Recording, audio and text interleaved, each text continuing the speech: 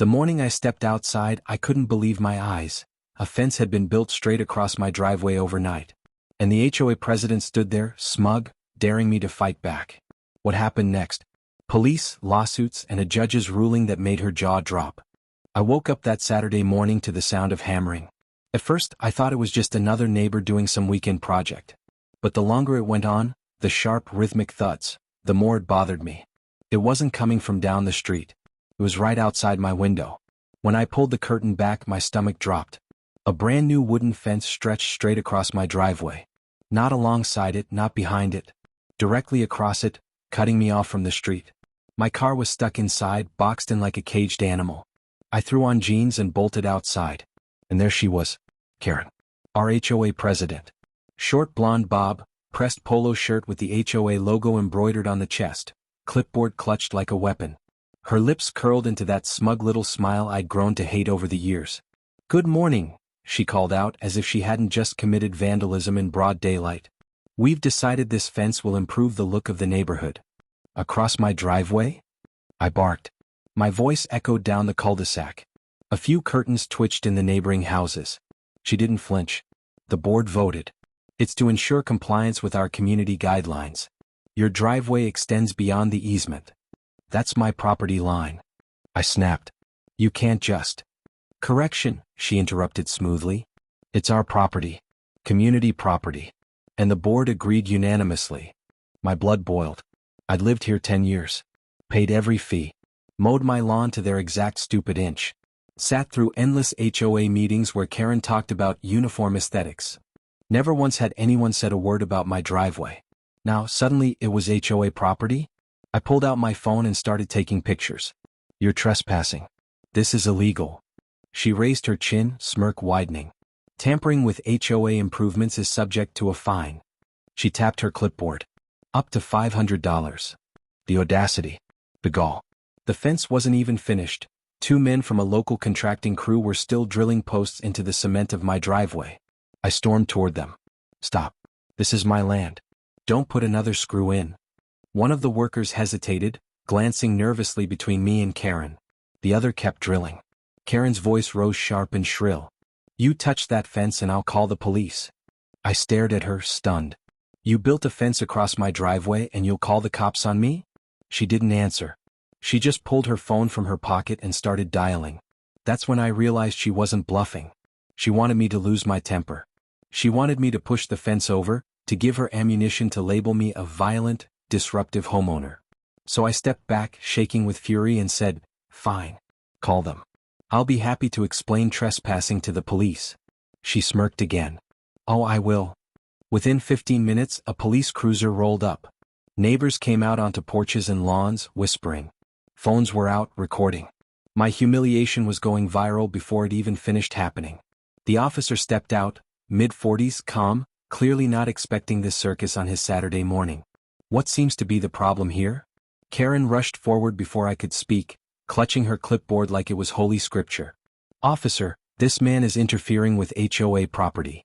We've constructed a compliance fence to enforce community regulations, and he's trying to tear it down." The officer raised an eyebrow and turned to me. "Sir?" I swallowed hard. "Officer, that fence is across my driveway. My car is stuck inside. They built it overnight without my permission. I have the deed to my property inside. That's my land." Karen laughed, actually laughed. "Officer, HOA rules override homeowner deeds when it comes to community easements. He knows this. He's just trying to cause trouble." The officer looked between us, clearly baffled. He pulled out a small notepad. "Okay, let's slow down. Sir, do you have proof this land belongs to you?" I nodded. "Yes, inside the house. I can show you." Karen snapped. "He's lying. We have maps. Official maps." The officer sighed, rubbing his forehead. "All right. Nobody's tearing anything down right now. This looks like a civil dispute, not a criminal one." "That's ridiculous." I exploded. "They blocked my driveway. How am I supposed to get to work? How is this not trespassing?" The officer glanced at me, then at Karen. "Sir, until a court sorts this out, I'd advise you not to touch the fence. If you damage it, you could be liable." I stared at him, dumbfounded. "Liable? They built it across my driveway." He lifted his hands, trying to calm me. "I'm not saying it's right. I'm saying it's complicated. Get your documents. Get a lawyer. Take it to civil court. Karen's smirk widened into a grin. She was winning, at least for now. I clenched my fists, fury trembling through me. If I so much as touched that fence, she'd slap me with fines, police reports, maybe worse. She'd set the trap and I was caught. But deep down I knew one thing: this wasn't over. Not by a long shot. As the officer started writing down notes, Karen leaned close enough for only me to hear. Her perfume reeked of cheap victory. "You'll lose this battle," she whispered. "You always do." I met her eyes and smiled coldly. "We'll see." The officer looked up. "Sir, you might need to stop touching that fence until this is settled in court." And with that, the stage was set. The police cruiser's engine idled low, a soft rumble that seemed to echo louder than my pulse.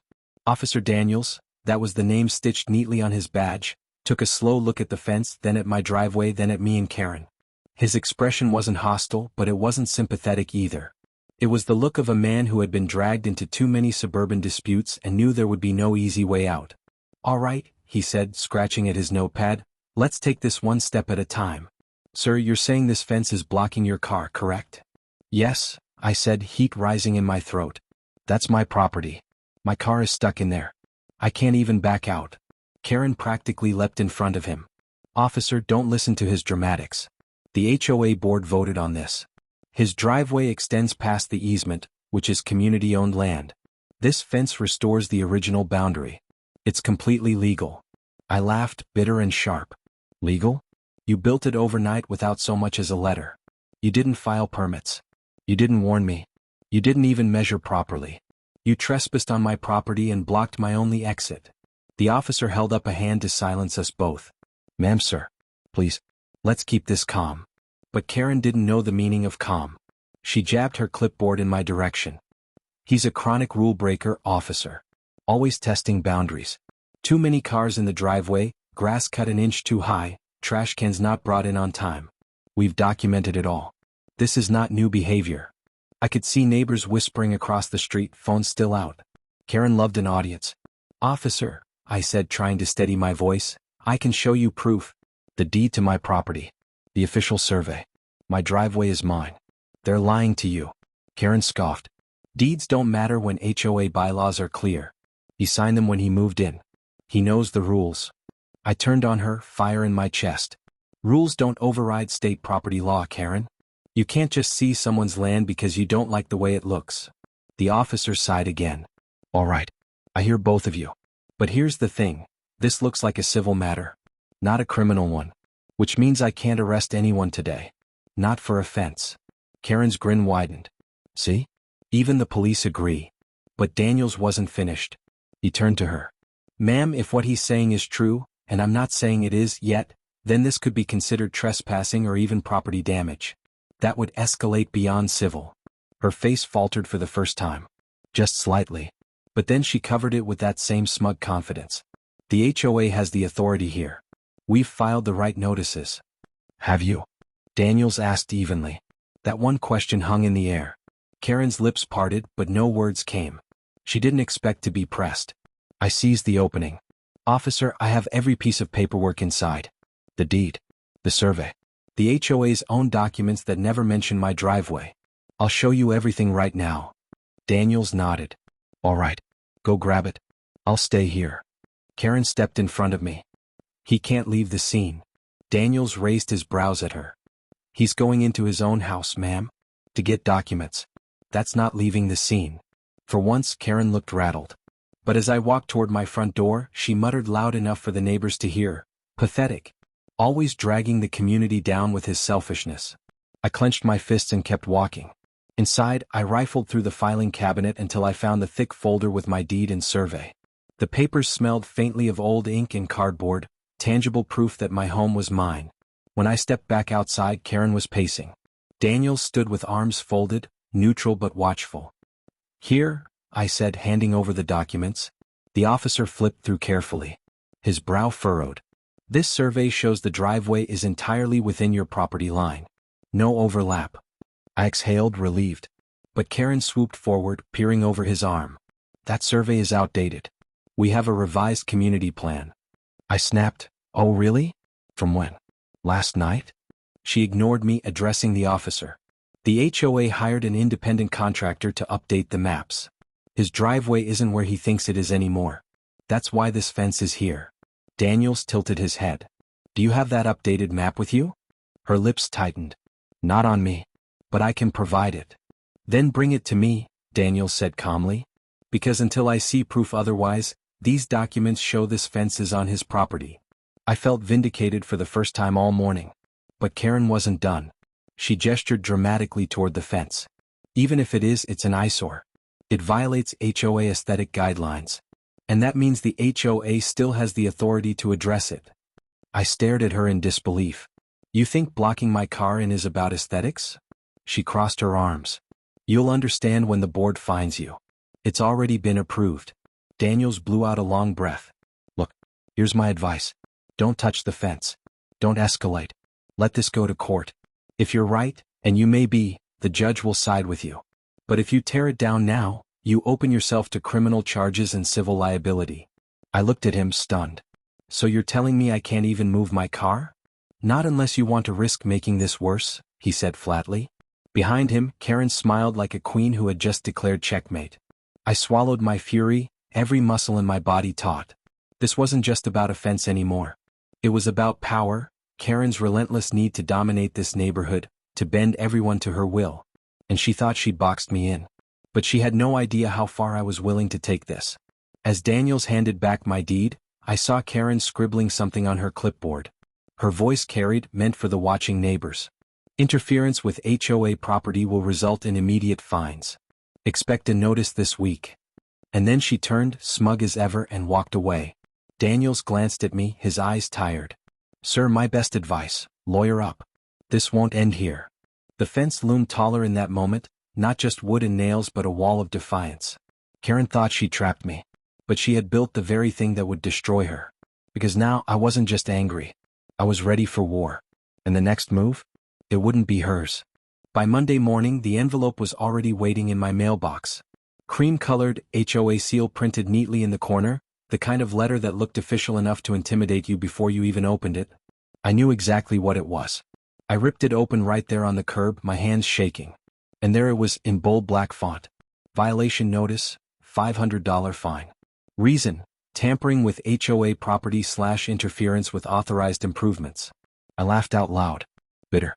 Loud enough that the woman jogging past slowed her pace, looked at me nervously, then hurried away. $500. For tampering. I hadn't even touched the fence. The only thing I'd touched was my phone when I took pictures of it. I held the paper up toward the sky, as if the neighborhood itself needed to see the madness written in ink. Across the street, curtains twitched. I could feel eyes on me, watching, recording, waiting for me to explode. That was what Karen wanted, a show. Back inside, I tossed the letter onto the kitchen table. My wife, Claire, picked it up, her face paling. They actually find you? I nodded, pacing. They're doubling down. She's not backing off. Claire set the paper down carefully like it might catch fire. What are you going to do? I stopped pacing and looked at her. Fight. But I can't fight this alone. By lunchtime the story was spreading. A neighbor I barely spoke to cornered me at the grocery store. Hey, saw the fence, he muttered, smirking. Karen's really got it out for you, huh? Another neighbor sent me a screenshot, posts on the local Facebook group. Pictures of my blocked driveway, captions calling me defiant, and the guy who never follows rules. Karen was spinning the narrative. She always had been good at that. She painted herself as the savior of the community, protecting it from rebellious homeowners like me. But this wasn't just spin anymore. This was targeted humiliation. That evening I got a call from Mark, an old college buddy who had become a lawyer. He'd seen the Facebook post too. Man, I don't usually get into HOA battles, he said. They're messy, political, and petty. But this is different. They built a structure across your driveway? That's textbook trespassing. And that fine. That's retaliation. I exhaled, relief flooding me. So I'm not crazy. Not at all, he said firmly. You've got a case. A strong one. Hearing that was like oxygen after being underwater. For days I'd been drowning in Karen's lies, her smug smirks, the neighbors' whispers. Finally, someone saw the truth. Mark continued, document everything. Take daily photos of the fence. Keep every letter, every voicemail. And don't pay that fine. That's important. If you pay it, it's like admitting guilt. I nodded, scribbling notes on the back of an old envelope. Got it? What next? We'll file a complaint. Civil court. Force them to prove their claims. But be ready, they'll come at you hard. HOAs don't like to lose face. The next morning, I stood in my driveway, phone in hand, snapping pictures from every angle. Fence posts. Nails. The ridiculous way the wooden slats cut my car off like a prisoner. Karen walked by as if on cue. She always seemed to appear when she thought she could rattle me. Taking pictures? She said sweetly. Good. Make sure you get your bad side. I ignored her, focused on my phone. She leaned in closer. You think some lawyer friend is going to save you? We've been here longer. We have the board, the bylaws, the community on our side. I finally looked up at her. Then I guess I'll see you in court. Her smirk faltered. Just a flicker. But I saw it. That night, another letter arrived. This one wasn't just a fine. It was an official HOA meeting notice. The agenda: disciplinary review, homeowner noncompliance. Date: Thursday 7 p.m. Location: community center. They weren't just fining me now. They were putting me on trial in front of my neighbors. Claire sat across the table, reading the notice with wide eyes. They're trying to humiliate you. I nodded. They want to make an example of me. Scare anyone else from ever standing up to them. Mark called again that night. Go to the meeting, he advised. Don't lose your temper. Don't shout. Just bring your documents. Let them talk themselves into a corner. I'll help you prepare. The days leading up to Thursday were tense. Neighbors avoided eye contact when I walked by. Others whispered too loudly to pretend it wasn't about me. A few quietly offered support. Good luck, they muttered, but nobody wanted to get in Karen's crosshairs. By the time Thursday came, the air felt electric. The community center parking lot was packed. People were treating this like entertainment. I walked in, documents tucked neatly into a folder, my hands clammy but steady. Claire squeezed my hand before I stepped up to the long folding table where the board sat in a row, Karen at the center like a queen on her throne. She tapped her microphone, her voice echoing. Order, everyone. We're here tonight to discuss one resident's repeated violations of community rules. This is about setting an example. Gasps and murmurs rippled through the room. Cameras clicked. Phones recorded. I took a deep breath. This was it. My chance to expose the truth. Karen leaned forward, eyes gleaming. This homeowner has defied regulations, interfered with authorized community improvements, refused to comply with fines. And worst of all, he's creating division in our neighborhood. She paused, letting her words sink in. People nodded. A few clapped. Then she smirked, looking straight at me. Care to defend yourself? The room fell silent. I rose slowly, opened my folder, and pulled out my deed. My hands didn't shake this time. My voice was steady. This document, I said clearly, proves the driveway is entirely on my property. Which means this fence is illegal. The HOA trespassed. And this fine, I held up the notice, waving it in the air, is retaliation. Nothing more. Murmurs spread. Faces shifted. Neighbors glanced at each other, unsure. Karen laughed into the microphone. Deeds are irrelevant when bylaws are clear. You agreed to them when you moved in. And bylaws state. But before she could finish, I placed a second document on the table. A survey. With lines as sharp and undeniable as the fence itself. Not irrelevant, I said. Not when the law says otherwise. Gasps erupted. Karen's face went pale just for a moment.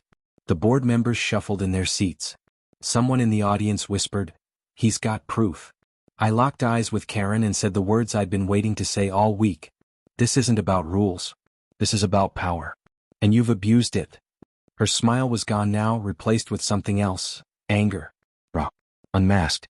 And that's when she slammed her palm on the table and shouted into the microphone. HOA rules override personal deeds. The room froze. People gasped. Even her fellow board members looked stunned. I stood there, staring at her, knowing in that moment she'd gone too far. But the battle was just beginning. The echo of Karen's words, HOA rules override personal deeds, lingered in the air long after the meeting adjourned. Neighbors left in clusters, whispering, shaking their heads. Some wore smirks, others wore unease. No one could quite believe what they just heard. Claire squeezed my hand as we walked out. She's losing it. People saw it. You just need to hold steady. But steady was the last thing I felt. My blood was on fire. She had stood up in front of the entire neighborhood and declared herself more powerful than state law. and people clapped. Not everyone, but enough to sting. I knew what had to happen next. I needed to build my case so airtight that even Karen's smug grin couldn't slip through the cracks. That night, Mark came over with a stack of legal pads and a box of takeout. "All right," he said, setting down cartons of lo mein and fried rice. "Let's map this out. You've got the deed, the survey, photos. That's good. But we need everything. Every scrap of evidence. Every HOA bylaw. Every inconsistency." I nodded, pulling out my file folder. "She claims the HOA has authority to override my deed. Can they?" Mark shook his head. "Absolutely not. HOAs can set rules for appearances, paint colors, lawn height, that kind of thing. But they can't seize private property. They can't build on land they don't own. If they tried to rewrite the community maps without going through the city or county, that's fraud." The word hung between us like a thunderclap. Fraud. Claire brought us coffee. "So what do we do?" Mark leaned forward, tapping his pen on the table. "We get ahead of them. We document everything. And then we make them prove their authority. If they can't, we nail them." Over the next week, my house became a war room. I photographed the fence from every possible angle. Morning, noon, night. I printed copies of my deed, my survey, even the old community brochures that showed the neighborhood layout. Mark pulled the HOA bylaws from the county records office. Together we combed through the dense legal language. And there it was, buried in Section 3, Paragraph 14. "Nothing in these covenants shall supersede or diminish the rights of individual property owners as established by deed or state law." I nearly laughed out loud when I read it. It was the smoking gun. Karen hadn't just lied, she had violated her own HOA's constitution. But Mark raised a finger. "Don't get cocky. She'll twist it. She always does. That's her game. The more confident you look, the more desperate she'll become. That's when she'll make mistakes." Mistakes. By the following Thursday, I could already see one. Karen called another board meeting, but this time it wasn't at the community center. It was in her living room, closed session, she claimed. No residents allowed. Except one neighbor, Tom, lived next door to her and overheard everything through the walls. The next morning, he pulled me aside while I was watering the lawn. "They're panicking," he whispered. "Karen told the board they need to make the map fit the narrative. I think they're planning to doctor documents." My stomach twisted. "Did you record it?" He shook his head. "Didn't dare. But I swear I heard it clear as day." I thanked him, but unease gnawed at me. Karen wasn't going to stop at lies. She was going to manufacture evidence. Mark's voice over the phone that evening was grim. "We'll need to subpoena any documents they claim to have. If they're fake, the judge will see through it. But you need to brace yourself. This won't just be about fences anymore. It's about exposing a corrupt board." Claire sat beside me, her hand warm on mine. "Then let's do it. We're not just fighting for us. We're fighting for everyone she's bullied." I looked at her and realized she was right. This wasn't just personal anymore. Karen had fined neighbors for flower beds, banned holiday decorations, even forced one family to repaint their house twice because she didn't like the shade of beige. Everyone hated her, but no one had dared to fight back. Until now. And that made me a target. The retaliation escalated quickly. The second fine arrived. $750, parking violation. Except my car hadn't left the garage in days because of the fence.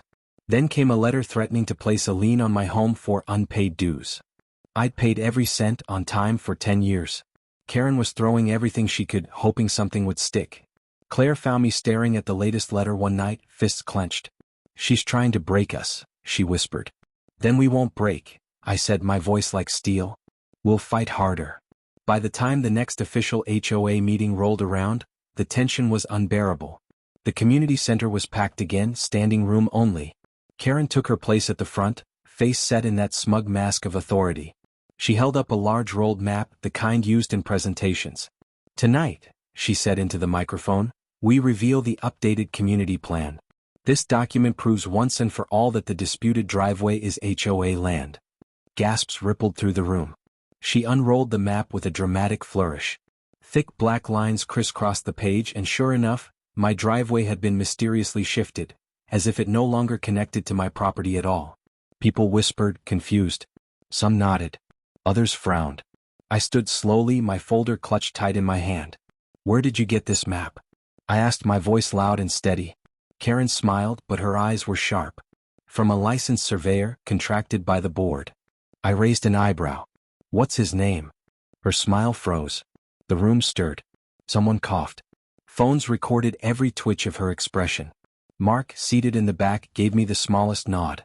I stepped forward. Because unless you can prove that map is legitimate, you're presenting falsified documents to an entire community. And that, Karen, I paused, letting the silence grow heavy, is a crime. Her face flushed crimson. She tried to laugh it off, but the sound was brittle, hollow. And that's when one of the board members, a man named Robert, usually silent, stood up abruptly. His chair screeched against the floor. "I'm not going down for this," he blurted. The room erupted in gasps. Karen's head whipped toward him, eyes blazing. "Sit down," she hissed into the microphone. But Robert didn't sit. His hands shook as he pointed at her. "You told us to backdate documents. You told us to sign off on this map even though we hadn't seen proof. I'm done." Karen's mask cracked. For the first time, her smugness was gone, replaced with raw fury. The crowd buzzed, voices overlapping, phones raised higher. And in that chaos, I knew the tide was turning. But the battle wasn't finished. Not by a long shot. The community center was a storm of voices. Some neighbors gasped, others shouted. The board members exchanged frantic glances, shifting uneasily in their chairs. And there was Robert, still standing, finger trembling as he pointed straight at Karen. "You told us to backdate documents," he repeated, louder this time. "You said the only way to keep the neighborhood under control was to change the map. I'm not signing my name to fraud." Phones recorded every word. A ripple of murmurs swept the crowd like a wave. Karen slammed her hand on the table, microphone rattling. "Sit down, Robert. You're confused. You're twisting my words." But Robert didn't sit. His voice cracked, but he pressed on. "No. I'm done covering for you. I won't go to jail because you hate this man's driveway." That broke the room open. Neighbors started yelling. Some at Robert, some at Karen, some at me. "This is insane. She can't just change the map. HOA rules are rules, deal with it. She's lying and we all know it." The fluorescent lights hummed overhead, harsh and cold. The whole scene felt less like a neighborhood meeting and more like a trial unraveling in real time. Karen regained the microphone, her voice sharp and commanding. "Everyone calm down. Robert is bitter because he was voted off the finance committee. He's spreading lies. This is slander." But her words didn't land. Too many people had heard him, seen his fear. I rose from my seat, folder in hand. My voice cut through the noise. "Then prove it, Karen. Show us receipts. Show us the surveyor's name. Show us the permits. If this map is real, where's the paperwork?" Karen froze. For the first time, she looked cornered.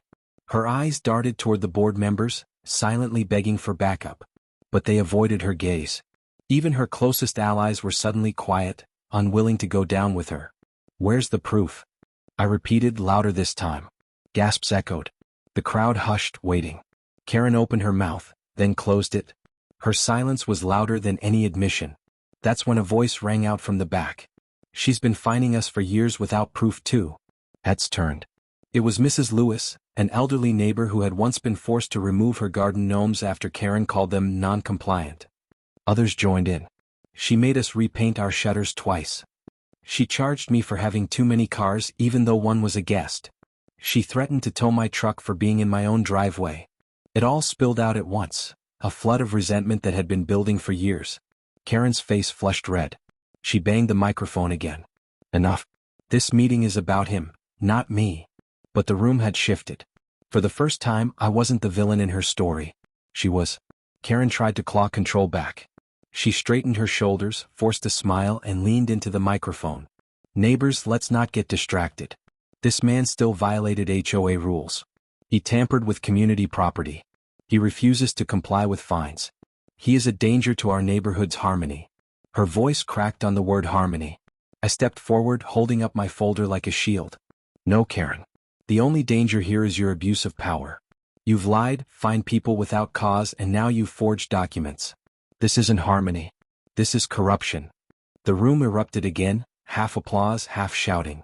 Karen's eyes blazed. She pointed at me across the table, her voice shrill. "You think you're clever, don't you? But HOA rules do override deeds. You all signed the covenants. You all agreed I have authority." The sheer arrogance in her tone made people gasp. One man muttered, "She's lost it." Mark, who had been sitting quietly in the back until now, stood up. His voice was calm, deliberate, but carried weight. "That's not true, ma'am," he said. "HOA bylaws cannot override state law or property deeds. I'm an attorney. And what you're doing here, presenting falsified documents, making false claims, is illegal." The crowd hushed. Karen's head snapped toward him, eyes narrowing. "Who are you to interfere?" Mark held up his business card. "Someone who knows the law better than you." That was the nail in the coffin. Gasps, whispers, shifting loyalties. The room was tilting away from her. Karen's mask slipped completely. She leaned forward, gripping the microphone so tightly her knuckles whitened. "You think you can take me down? You have no idea how many lawyers the HOA can hire. You'll drown in fees before you ever step foot in a courtroom." Her words dripped venom. But underneath I heard it, desperation. I took a step closer, my voice low but carrying. "Then let's test that theory. Let's take this to court. Let's put every document, every bylaw, every so-called rule under a judge's eye. And let's see who comes out standing." The room went dead silent. Karen's jaw tightened. Her lips pressed into a thin line. She knew the bluff had been called. I leaned forward, my voice steady, cold. "See you in court." The room exploded. Some cheered, others shouted, some just sat in stunned silence.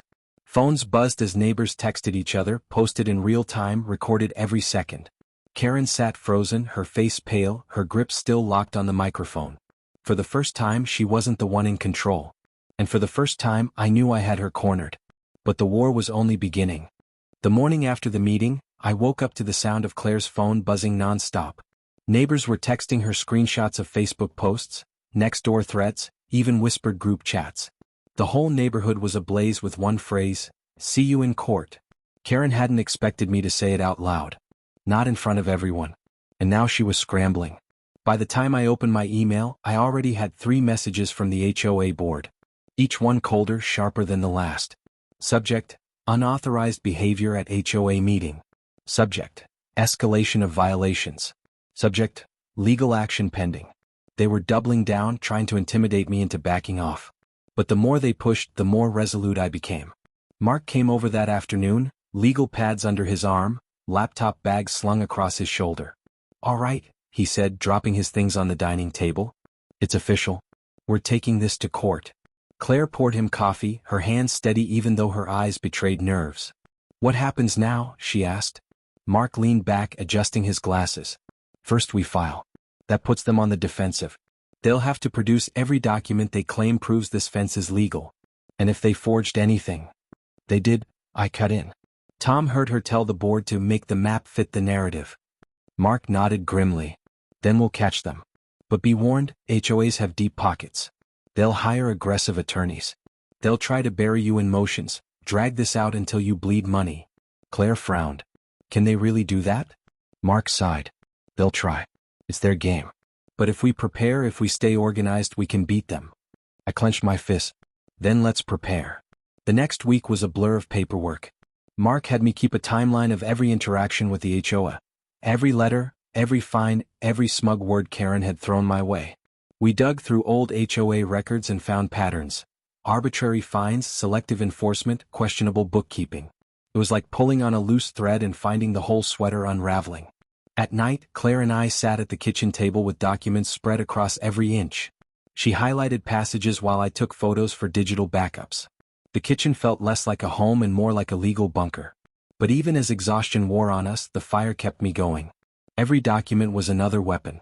Every inconsistency was another crack in Karen's armor. Then came the summons. Hand-delivered, gold seal stamped at the top. Karen had made her move.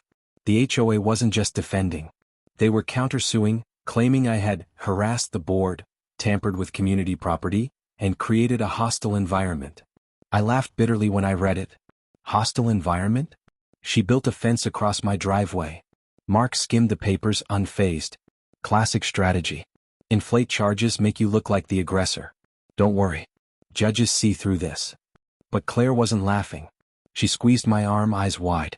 What if people believe it? I put my hand over hers. Then we show them the truth. A week later we had our first pretrial hearing. The courthouse was colder than I expected. High ceilings, marble floors that echoed every step. Karen arrived flanked by 2 lawyers in expensive suits. She wore pearls again, her smile smug but brittle. She waved at neighbors who had come to watch, as if she were walking into a gala rather than a courtroom. I sat beside Mark, my documents neatly stacked in a binder. My heart pounded, but my resolve was steady. The judge, a stern woman with sharp eyes, called the room to order. The HOA's lead attorney stood first. Your Honor, the defendant has a history of noncompliance. He has been fined multiple times for violations. The fence in question is a lawful improvement, voted on by the board. We will prove that his property extends into common space. Then it was Mark's turn. He rose calmly, sliding his glasses down just enough to look over them at the judge. Your Honor, my client has the deed, the survey, and photographic evidence that this fence is on his property. Furthermore, we have reason to believe the HOA has falsified documents to claim otherwise. A hush rippled through the courtroom. Karen's smile faltered. The judge leaned forward. We'll examine all evidence at trial. Both sides are expected to submit full documentation within 30 days. The gavel struck. Echoes bounced off the marble walls. The war had officially begun. The following weeks were grueling. The HOA's lawyers bombarded us with discovery requests. Bank statements, property records, even personal emails. It was clear they were trying to overwhelm me, make me fold under pressure. But every night, Claire and I worked late into the evening. Mark coached us, reminding me to keep calm, keep focused, never let Karen see me sweat. Still, the stress crept in. Neighbors whispered when I walked by. Some offered quiet encouragement, a nod, a thumbs up. Others avoided eye contact, afraid of being dragged into the storm. And Karen? She strutted through the neighborhood like nothing had changed. Her smile was sharper, but her eyes gave her away. She was rattled. Then one evening Mark called me with a tone that made my stomach twist. They've submitted their evidence, he said. And you need to see it. He emailed me the file. When I opened it, my jaw dropped. It was a community map, stamped and signed, showing my driveway as part of common property. The lines had been redrawn, my land swallowed into HOA territory. And at the bottom, a surveyor's name I didn't recognize. Mark's voice was grim over the phone. This is their ace. If it holds, it complicates everything. But something smells off. The signature looks shaky. The formatting doesn't match official county records. I think it's a forgery. I stared at the screen, fury boiling in my chest. Karen had gone that far, forging an entire survey to steal my land. Claire came up behind me, resting a hand on my shoulder. What does it mean? I clenched my jaw. It means Karen just made the biggest mistake of her life. The courthouse buzzed like a beehive the morning of the first trial date. The lobby was filled with whispers, neighbors who had shown up out of curiosity, HOA board members trying to look calm, and even a few local reporters scribbling in notepads. Claire and I walked in together, hand in hand. My binder of evidence felt heavy under my arm, not just in weight but in meaning. Years of living under Karen's thumb, reduced to pages of paper and photographs. Mark met us at the metal detectors, his suit crisp, his expression steady. Stay calm in there, he murmured. They're going to try to paint you as emotional, irrational. Don't take the bait. Let me do the cutting. I nodded, though my jaw was tight. What if they wave that fake map around? Then we tear it apart, Mark said simply. Inside the courtroom, the air was heavy with tension. Karen sat at the front with her two attorneys, both polished, both smug. She wore a navy blue suit this time instead of pearls, as if dressing for seriousness would disguise her panic. Across the aisle, I took my seat beside Mark. Claire sat just behind me, a steady presence. The judge entered, robe flowing, gavel striking wood. Court is now in session. Blackwood versus the Ridgewood HOA. Hearing it out loud made it real. This wasn't just a neighborhood squabble anymore. This was the law. The HOA's attorney went first, striding to the front with rehearsed confidence. Your Honor, he began, voice smooth, this case is not about malice or corruption as the plaintiff suggests. It is about one man's refusal to follow community rules that he willingly signed upon purchasing his home. The fence was a lawful improvement, voted on by the board, meant to restore community harmony. The plaintiff has a history of noncompliance, late dues, parking violations, yard infractions. This is merely the latest example. I clenched my fists under the table. What? All of it? Then, with a flourish, he lifted a rolled document and spread it across the evidence table. The forged community map. Exhibit A, Your Honor. An updated survey showing that the disputed driveway extends into common property owned by the HOA. As such, the board acted well within its rights. Karen's smile stretched thin across her face. She glanced back at the gallery as if expecting applause. Mark rose slowly, adjusting his tie, and approached the judge's bench with measured calm. Your Honor, we object to this exhibit. My client has the original deed and county-verified survey that prove beyond any doubt that the driveway is his private property. Furthermore, we have reason to believe this so-called updated survey is falsified. The courtroom gasped. Karen stiffened, her lawyers whispering furiously. The judge raised an eyebrow. That's a serious accusation, counselor. On what basis? Mark spread out our documents on the evidence table. On the basis that this new map's formatting doesn't match county records. The signature of the surveyor doesn't align with his official filings. And the county has no record of any updated survey being commissioned. We'll prove this with witness testimony. The judge leaned back, tapping her gavel lightly against the bench. We'll hear both sides. For now, the exhibit stays, but under scrutiny. The HOA's attorney moved to attack. Your Honor, may I cross-examine the plaintiff? The judge nodded. Proceed. I stood, nerves buzzing in my chest. The attorney approached me like a predator circling prey. Mr. Blackwood, isn't it true that you've been fined multiple times for non-compliance? Yes, I admitted.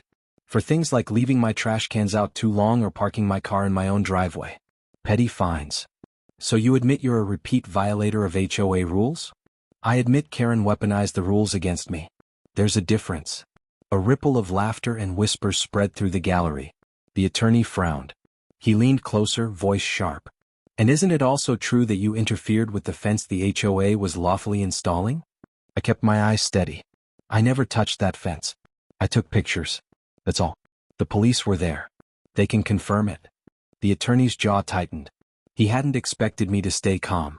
Mark stood for redirect. Mr. Blackwood, did the HOA ever provide you with documentation, permits, maps, anything before building this fence across your driveway? I shook my head. No. Not a single document. And did you, at any point, give them permission to build on your land? Never. Mark turned to the judge. No further questions. Karen shifted in her seat, pearl earrings trembling with the force of her jaw clenching. Next came the HOA's star exhibit, the map. Their attorney called up a board member to testify about its authenticity. It was Robert. He walked to the witness stand, his shoulders stiff. Karen's eyes burned holes into him as he took his oath. The HOA attorney smiled. Mr. Douglas, as a board member, can you confirm this updated survey was properly commissioned and approved? Robert glanced at Karen. She gave the slightest nod, a silent order. But when he looked back at the attorney, his voice cracked. I can't confirm that.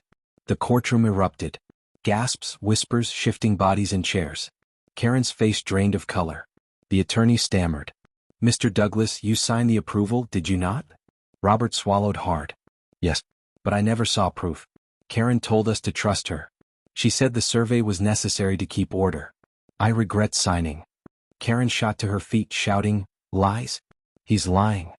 The judge banged her gavel. Order. Sit down, Mrs. Hill.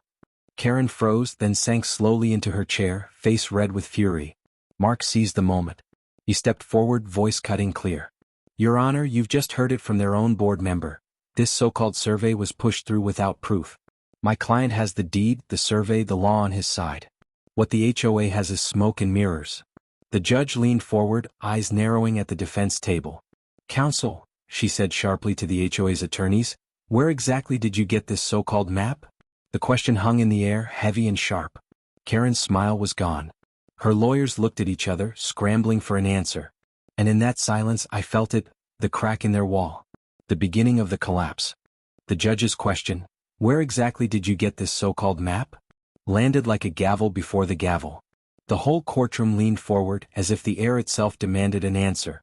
Karen's attorneys shuffled their papers, their confidence cracking. One of them cleared his throat.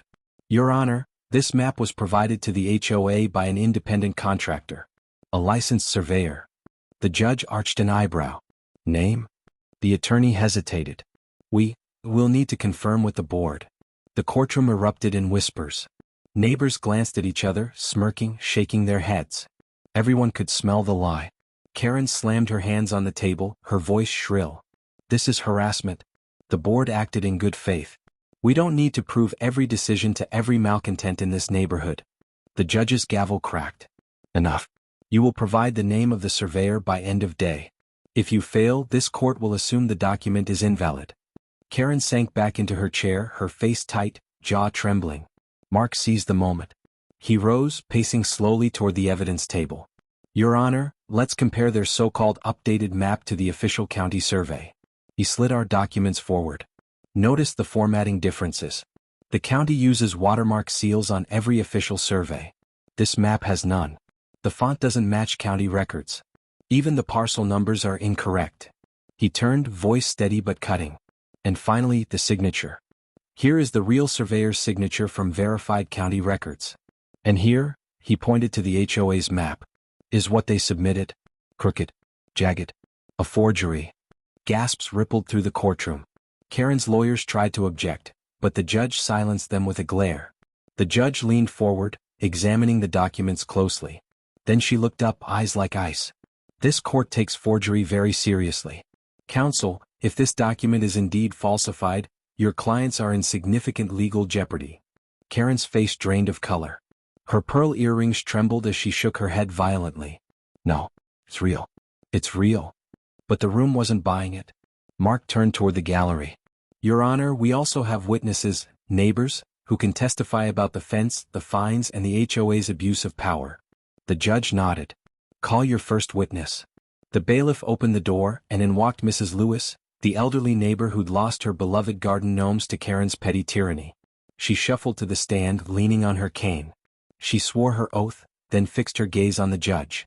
Karen has been running this neighborhood like her personal kingdom for years. She fined me $300 for ceramic gnomes. Said they ruined the uniform aesthetic. Then she fined my daughter for leaving a bicycle in the driveway overnight. It's always about control, not rules. The gallery murmured in agreement. The judge scribbled notes. Mark nodded. Mrs. Lewis, did you see the fence being built across my client's driveway? Yes, she said firmly. It was early morning. 2 workers and Karen was there watching them. My neighbor didn't know anything about it until it was already up. Did the HOA provide any documents beforehand? None. We all heard about it after the fact. Mark smiled slightly. Thank you, ma'am. No further questions.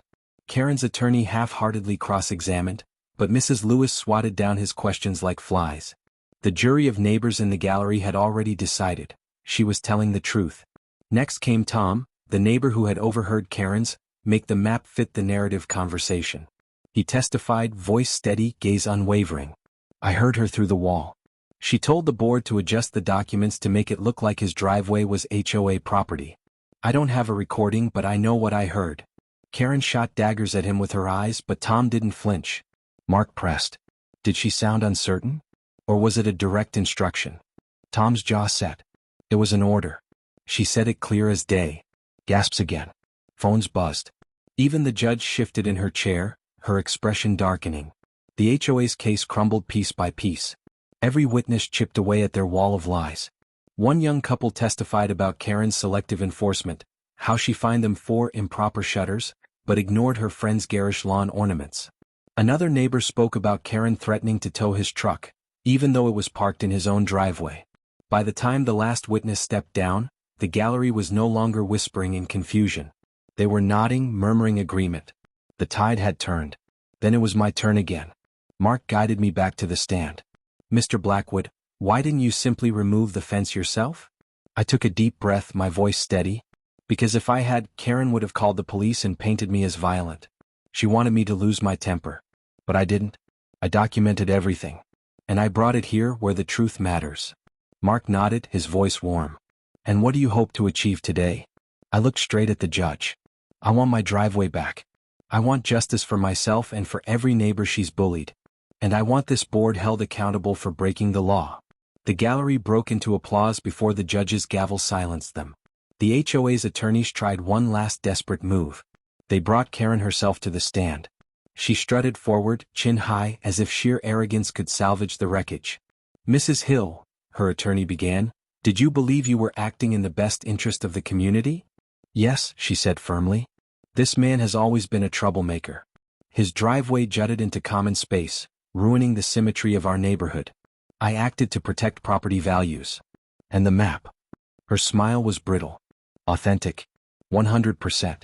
Anyone who says otherwise is lying. Mark stood. Objection, Your Honor. Conclusory statement.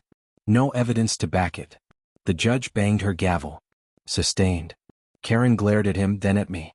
Her mask slipped, fury boiling through. You think you're smarter than me? You'll regret this. Everyone here will regret siding with you. Gasps echoed. The judge's eyes narrowed like steel. That's enough, Mrs. Hill, she snapped. Step down. Karen froze, then reluctantly returned to her seat, muttering under her breath.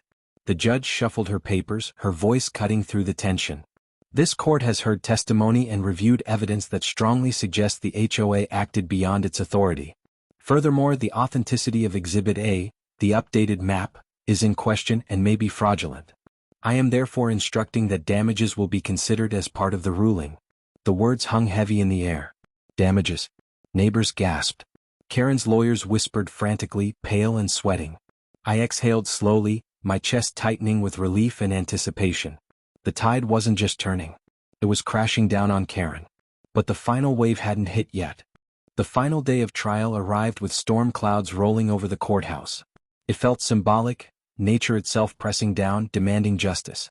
Claire and I sat together in the quiet corridor outside the courtroom. She held my hand, squeezing it tighter each time a board member walked past us with eyes full of contempt. My binder of documents rested on my lap, worn and frayed at the edges after weeks of battle. Mark arrived moments before the bailiff opened the doors. He adjusted his tie, calm as always. Today's the day, he said. Stay steady. No matter how loud they get, you let the judge's gavel do the talking. I nodded, exhaling the nerves that had been building since dawn. Inside, the atmosphere was electric. The gallery was packed. Neighbors, reporters, even people from nearby communities curious to see a homeowner take on an HOA and survive. Karen sat at the defense table, flanked by her attorneys. Her navy suit looked sharper today, but her face betrayed sleepless nights. Her lips pressed into a thin line, her eyes darting nervously across the room. The judge entered, robe flowing, her presence commanding immediate silence. She took her seat, shuffled through her papers and lifted her gaze. This court has heard the arguments, examined the evidence, and weighed the credibility of witnesses. Today we deliver judgment. The room froze. The judge began with the evidence. First, the property deed and survey presented by the plaintiff are legitimate, verified by the county office. They confirm without doubt that the disputed driveway lies fully within Mr. Blackwood's private property. A murmur of relief surged through my chest. Claire's hand gripped mine tighter. The judge continued, her voice sharp. Second, the document presented by the HOA, the so-called updated survey, lacks county authentication, contains errors in formatting, and features a forged signature. This court finds that document invalid. Gasps erupted. Neighbors whispered furiously. Phones tilted up, recording every word. Karen's attorneys tried to keep their faces neutral, but sweat glistened on their temples. Karen, however, broke. That's not true, she shouted, springing to her feet. The survey is real. He bribed those witnesses. They're all against me. The judge's gavel cracked like thunder. Sit down, Mrs. Hill. One more outburst and you will be held in contempt. Karen froze, then sank slowly back into her chair, her face flushed with rage. The judge pressed on, her tone colder now. This court further finds that the HOA trespassed upon the plaintiff's property by constructing a fence without notice, permit, or consent. This constitutes unlawful encroachment. The words unlawful encroachment rang through the courtroom like a bell tolling the end of Karen's reign. I swallowed hard, barely daring to believe what I was hearing. The judge lifted her gavel. Therefore, this court orders the immediate removal of the fence at the HOA's expense. The gallery erupted in cheers. Applause, shouts, even a few whistles. The judge banged her gavel again until silence returned. But she wasn't finished. Now to the matter of damages, the judge said, her eyes narrowing on the defense table. Karen shifted uncomfortably, her attorneys whispering frantically. This court acknowledges the financial and emotional distress caused to the plaintiff by the HOA's actions. He was denied access to his own vehicle, harassed with false fines, and publicly defamed within his community. She shuffled her papers, then delivered the blow. Accordingly, the HOA is ordered to pay damages to the plaintiff in the amount of $250,000. The words hit the courtroom like a lightning strike. Gasp, shouts. Reporters scribbling furiously.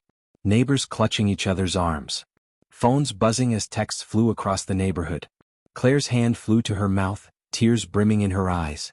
I sat frozen, shock and relief crashing together inside me. $250,000. Karen let out a strangled cry. No. This is impossible. You can't do this.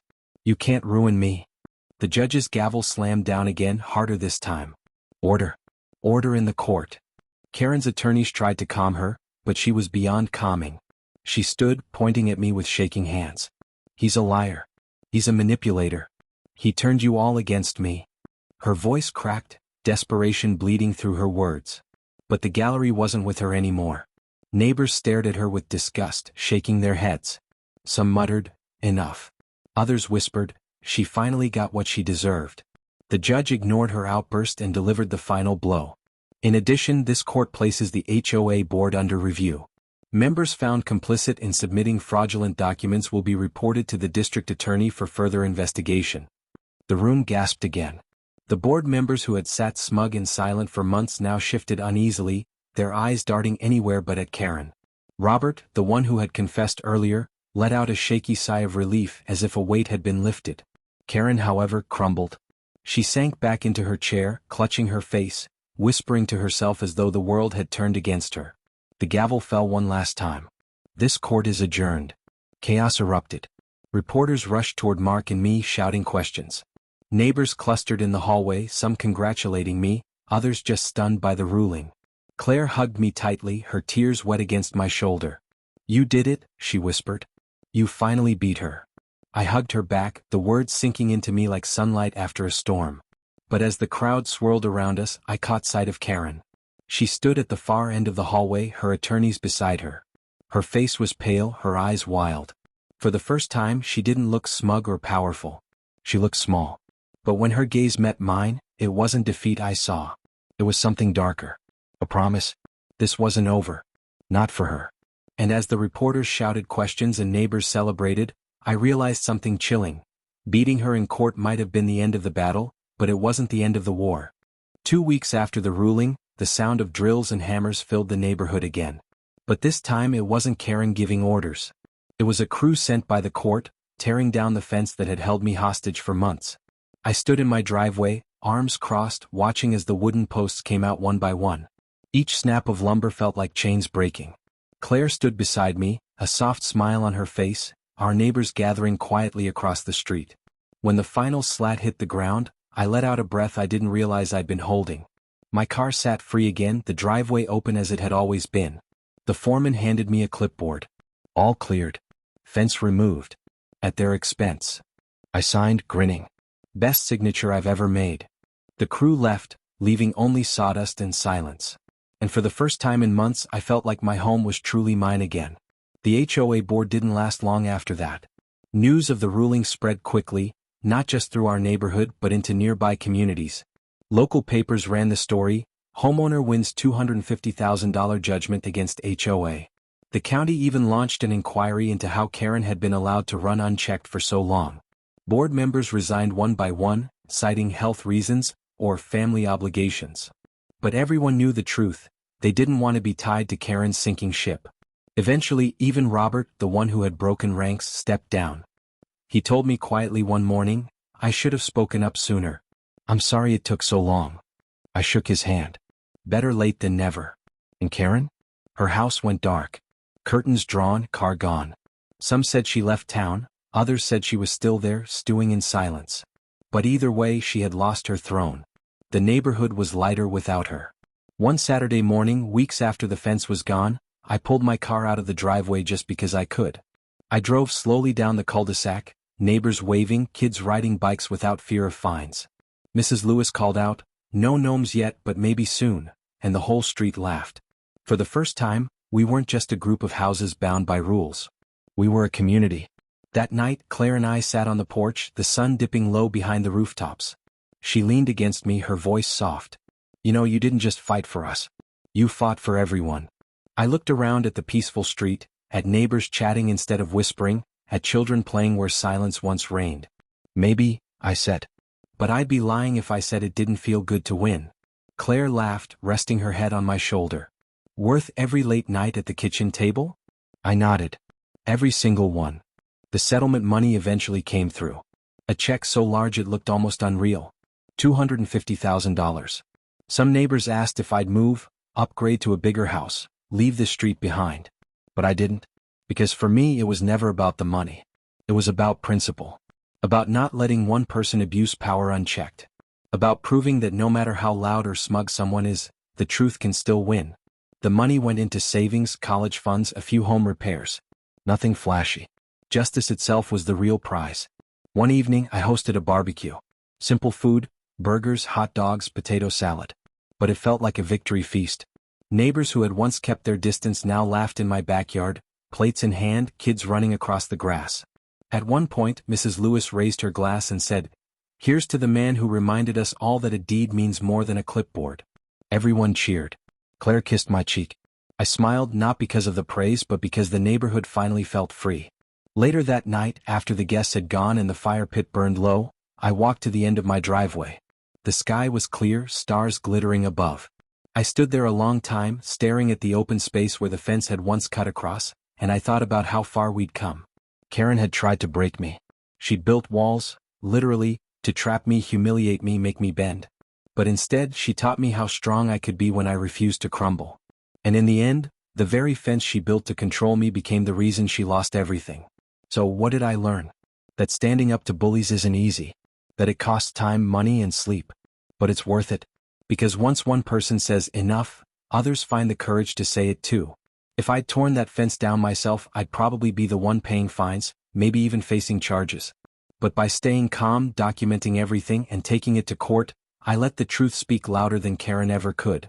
And the truth won. Today, when I walk out my front door, I don't see a fence. I see freedom. I see a neighborhood where rules are no longer weapons. I see neighbors who smile instead of whisper. I see my wife at peace. And I see my own reflection, a man who didn't just fight back but fought smart. So if you're out there dealing with your own Karen, wondering if it's worth it, let this story be proof. It is.